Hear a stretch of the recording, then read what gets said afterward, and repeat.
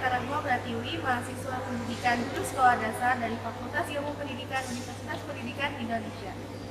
Saya adalah mahasiswa semester 5 yang saat ini sedang menguasai mata kuliah Inovasi Pendidikan yang diampu oleh Bapak Dr. Didi Nurdin MPD.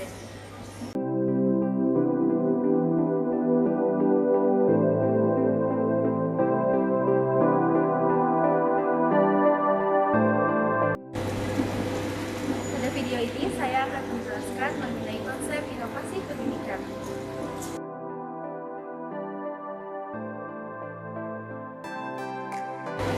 Teman-teman, apa yang Anda pikirkan jika kalian mendengar kata inovasi? Ya, kebanyakan orang berpikir bahwa inovasi itu adalah menciptakan suatu hal yang benar-benar baru. Padahal, konsep inovasi itu terdiri dari dua macam. Yang pertama adalah discovery dan yang kedua adalah invention. Discovery adalah kegiatan menemukan suatu hal yang baru, tetapi sudah ada sebelumnya. Jadi dapat dikatakan bahwa discovery adalah perbaikan atau penyempurnaan sesuatu yang sudah ada sebelumnya. Yang kedua adalah invention. Nah, invention ini adalah suatu karya menciptakan sesuatu yang benar-benar baru yang belum pernah ada sebelumnya. Jadi dapat kita simpulkan bahwa inovasi itu bukan sesuatu yang benar-benar baru saja, tetapi juga dapat bersifat perbaikan atau penyempurnaan dari sesuatu yang sudah ada. Lalu, apa yang disebut dengan inovasi pendidikan? Inovasi pendidikan adalah suatu perubahan baru yang bersifat kualitatif dan berbeda dari hal sebelumnya. Inovasi pendidikan sengaja dilakukan guna mencapai tujuan pendidikan tertentu. Salah satu contoh inovasi pendidikan adalah adanya kurikulum. Mengapa kurikulum? Karena kurikulum itu setiap tahun akan diperbaiki dan direvisi agar tujuannya adalah mengikuti perkembangan zaman sehingga pendidikan Indonesia tidak tertinggal dari perkembangan zaman yang ada.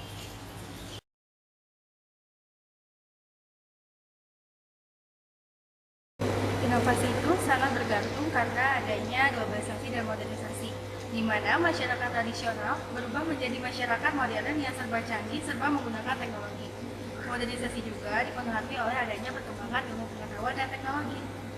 Modernisasi itu berdampak ke seluruh dunia, termasuk ke masyarakat internasional, terutama di Indonesia, suatu negara berkembang yang terkena dampak dari globalisasi dan modernisasi menimbulkan suatu kecemasan di masyarakat Indonesia.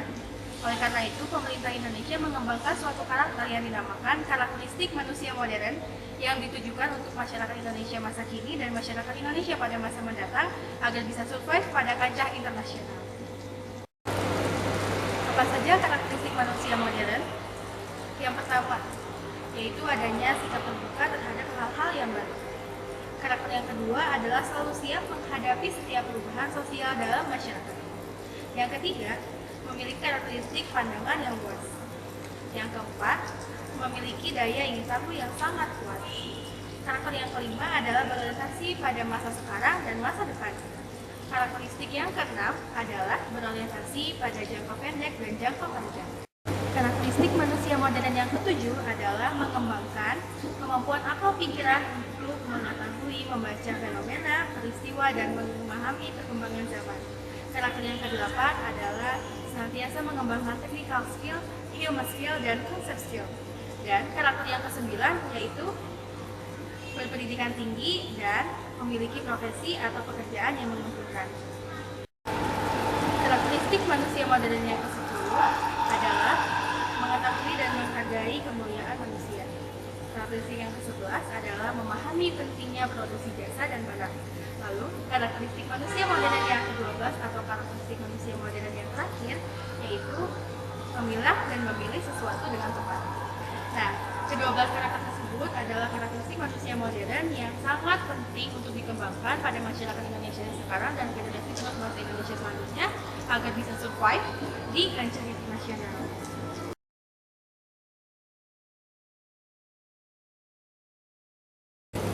Sebelumnya telah dibahas mengenai karakteristik manusia modern. Selanjutnya kita bahas mengenai 7 pokok nation and character building yang dikembangkan oleh Kementerian Kebudayaan dan Pariwisata. 7 pokok karakter ini dikembangkan agar masyarakat Indonesia tidak hanya menjadi masyarakat modern di kancah internasional, tetapi juga tetap menjadi masyarakat Indonesia yang menyadari jati dirinya sebagai identitas bangsa Indonesia. Karakter yang pertama adalah bangga menjadi suatu bangsa. Maksudnya adalah Indonesia mengharapkan masyarakatnya itu menyadari jati dirinya sebagai bangsa Indonesia, sehingga bangga menjadi masyarakat Indonesia. Karakter yang kedua adalah bersatu dan bergotong royong. Karakter yang ketiga adalah menghargai kemajemukan. Nah, karakter yang kedua dan yang ketiga ini saling berkaitan, di mana Indonesia ini adalah negara yang pluralitas atau negara yang sangat majemuk. Oleh karena itu, Indonesia mengharapkan masyarakatnya memiliki rasa bersatu dan rasa gotong royong sehingga nantinya menghargai dan menyadari perbedaan masing-masing. Karakter yang keempat adalah mencintai perdamaian. Nah, karakter mencintai perdamaian ini akan lahir jika masyarakat Indonesia sudah menghargai perbedaan masing-masing. Karakter yang kelima adalah karakter pantang menyerah dan mengejar prestasi.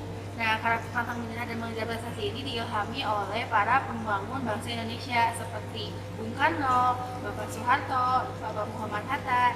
Nah, mereka itu adalah para tokoh pendiri bangsa Indonesia yang memerdekakan negara Indonesia dari negara yang terjajah menjadi negara yang merdeka. Semangat itulah yang harus diwarisi kepada generasi muda Indonesia agar memiliki sikap yang pantang menyerah dan terus mengejar prestasi.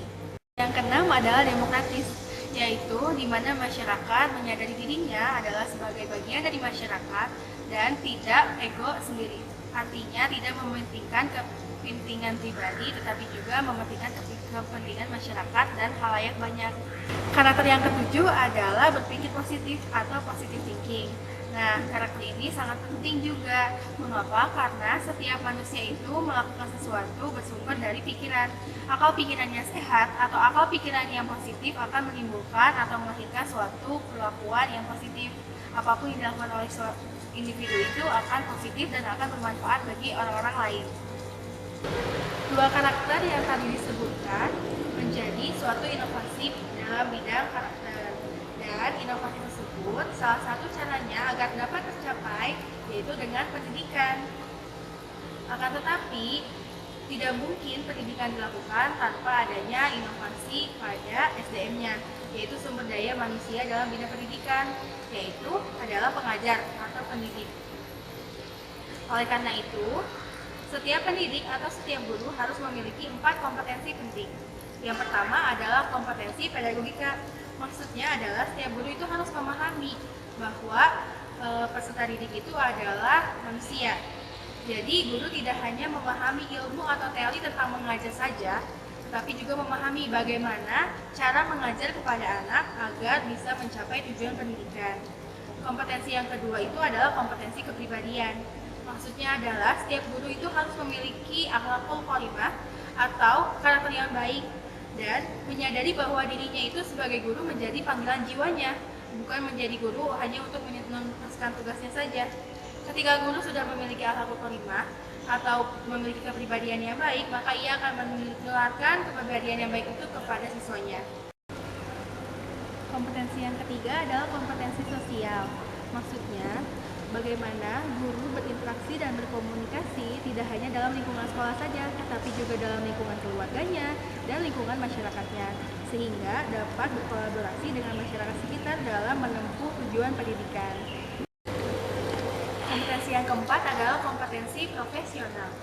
Maksudnya adalah guru harus memahami bahwa saat posisinya menjadi seorang guru, ia harus membatasi masalah-masalah yang dihadapinya sehingga tidak masuk ke dalam pembelajaran di kelas agar pembelajaran di kelas menjadi optimal dalam menempuh tujuan pendidikan.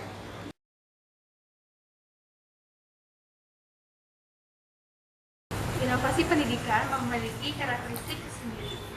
Menurut Rogers, ada 5 karakteristik inovasi pendidikan. Yang pertama adalah keuntungan relatif. Maksudnya adalah setiap inovasi itu harus memiliki suatu kebermanfaatan, tapi kebermanfaatannya terbatas sesuai dengan bagaimana yang menggunakannya itu merasakan kebermanfaatannya. Karakteristik yang kedua adalah compatibility. Artinya, setiap inovasi pendidikan itu harus memikirkan tingkat kesesuaiannya dengan nilai-nilai yang terkandung atau yang dianut oleh masyarakat, sehingga setiap inovasi pendidikan itu dapat diterima dalam masyarakat karena sesuai dengan nilai-nilai yang berlaku dalam masyarakat. Dan yang ketiga adalah adanya karakteristik complexity. Maksudnya adalah bagaimana inovasi itu memiliki suatu kesulitan yang dapat diatasi oleh setiap penggunanya. Karakteristik inovasi pendidikan yang keempat adalah reliability. Maksudnya adalah setiap inovasi itu harus dapat diuji coba agar dapat dikoreksi bagaimana kurangnya dan bagaimana yang harus dikembangkan. Dan yang kelima adalah karakteristik inovasi pendidikan yang terakhir, yaitu observability. Maksudnya adalah setiap inovasi itu harus dapat diobservasi sehingga nantinya dapat diketahui bagaimana kebermanfaatannya, bagaimana keberhasilan suatu inovasi pendidikan itu, sehingga kedepannya bisa diperbaiki lagi dan bisa lebih disempurnakan lagi.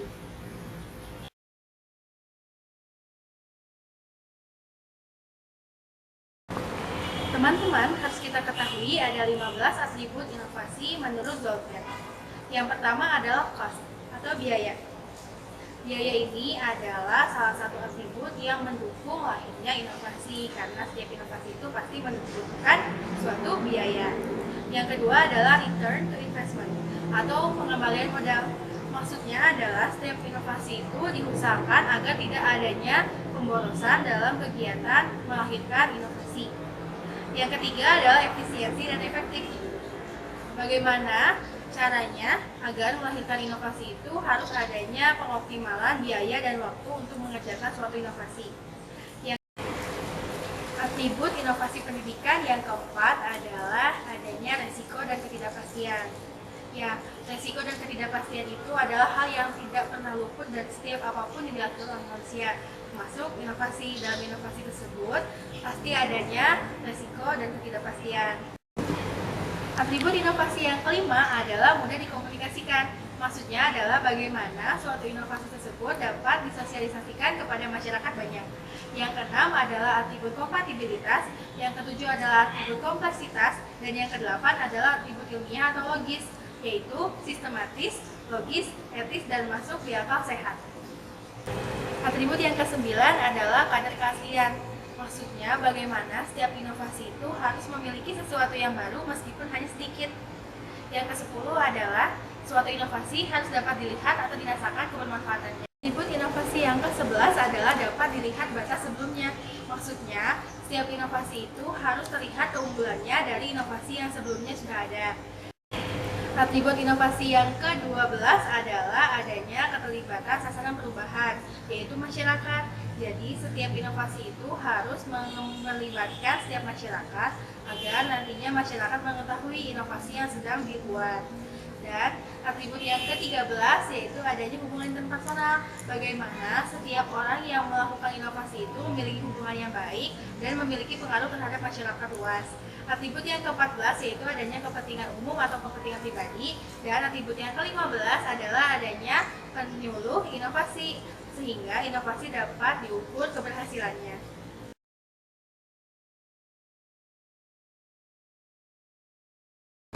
Harus kita ketahui mengenai proses pengembangan inovasi. Ada 6 proses pengembangan inovasi. Yang pertama adalah pengenalan masalah, ditujukan untuk mengetahui ide apa yang akan kita kembangkan untuk mengembangkan suatu inovasi. Yang kedua adalah penelitian, baik penelitian dasar maupun penelitian terapan. Yang ketiga adalah pengembangan. Yang keempat adalah komersialisasi. Mengapa ada komersialisasi? Karena setiap inovasi itu memiliki suatu kebermanfaatan sehingga harus memiliki nilai jual. Yang kelima adalah difusi atau adopsi. Difusi itu adalah bagaimana proses lahirnya suatu inovasi, dan adopsi itu adalah bagaimana suatu inovasi dapat diterima oleh masyarakat.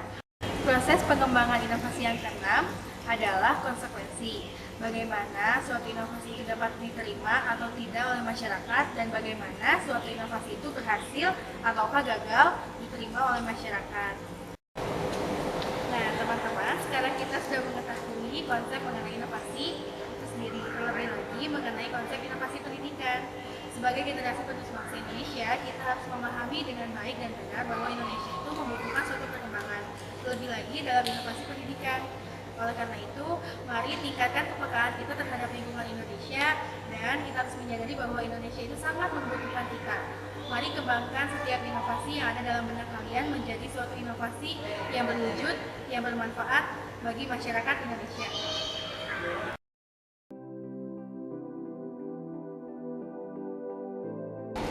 Inilah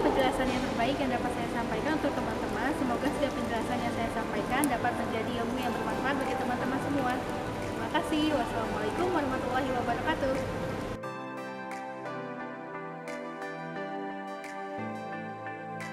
Atribut inovasi yang kelima adalah